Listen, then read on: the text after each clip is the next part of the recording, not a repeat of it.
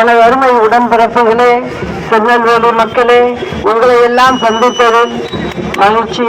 அதுவும் இந்த கொட்டும் மழையிலும் நீங்கள்லாம் எனக்காக காத்திருக்கிறத பார்த்து மனசு ரொம்ப கஷ்டமாயிடுச்சு எனக்கு. இருந்தாலும் உங்களுடைய ஆசையை நான் நிறைவேற்றணும்.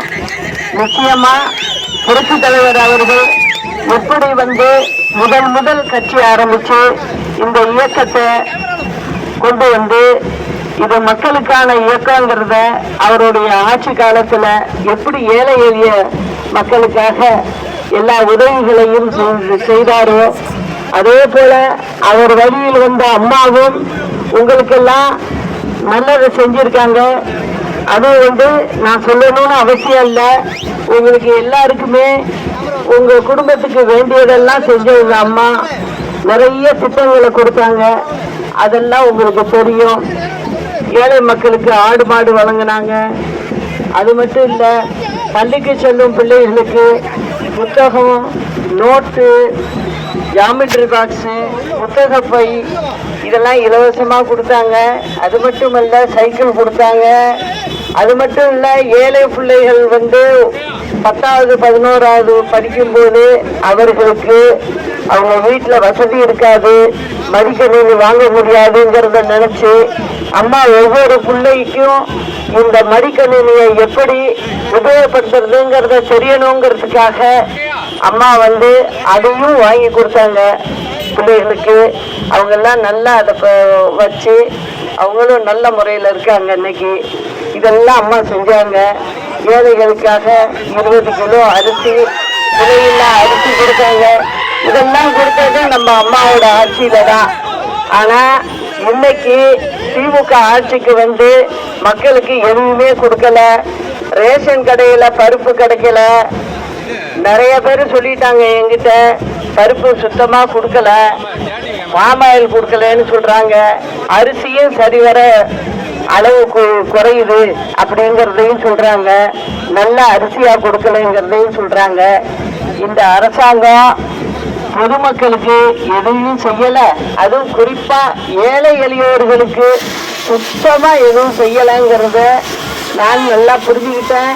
அதனாலதான் அவங்கள எதிர்த்து கேட்கறதுக்கு நான் உங்களுக்காக இருக்கேன் அப்படிங்கிறத அவங்களுக்கு தினம் ஞாபகப்படுத்திக்கிட்டு இருக்கேன். இது எல்லாம் எவ்வளவு நாளைக்கு இருக்க போறாங்க இவங்க? ஏன்னா மக்களுக்கு செய்யறதுக்காக மக்களுக்கு எதுவுமே செய்யல அவங்க. அப்படி இருக்கும்போது இப்ப அவங்க ஆட்சிக்கு கிட்டத்தட்ட 40 மாதம் ஆயிட்டு. இன்னும் கொஞ்ச நாள் பொறுத்துக்குங்க. இன்னும் ஒரு 20 மாசம் இருக்கு. அந்த 20 மாசத்துலயும் அவங்க என்ன செய்ய போறாங்கன்னு எனக்கு தெரியல. ஏன்னா அதுல கிட்டத்தட்ட 26ல தேர்தல் வரப்போகுது. அந்த தேர்தலுக்கு முன்ன 6 மாசத்துக்கு முன்ன அரசாங்க வேலை எதுவும் செய்ய முடியாது. எலெக்ஷன் கட்டுப்பாடு விதிச்சிருவாங்க. அதனால இன்னும் அவங்களுக்கு இருக்கிறது 15 மாசம் தான் இருக்கு. அதுல அவங்க என்ன செய்ய போறாங்கன்னு எனக்கு தெரியல. இங்கேயும் வந்ததுல சொன்னாங்க, இங்க மாநகராட்சியில எந்த வேலையும் நடக்கலைங்கிறாங்க. அதாவது கவுன்சிலர்கள்லாம் ஒருத்தருக்கு ஒருத்தர் சண்டை போட்டு இந்த மாநகராட்சியில எந்த வேலையும் நடக்கலைங்கிறாங்க. பாதாள சாக்கடை திட்டம் செய்யலைங்கிறாங்க.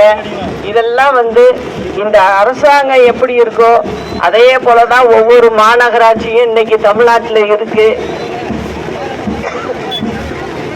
கடைக்காரர்கள் எல்லார்கிட்டையும் கவுன்சிலர்கள் பணம் கேட்கறதும், ரோட்ல கடை போடாத அப்படின்னு சொல்றதும், ஏழை எளியவங்களை கசைக்கு பிழியுறாங்க.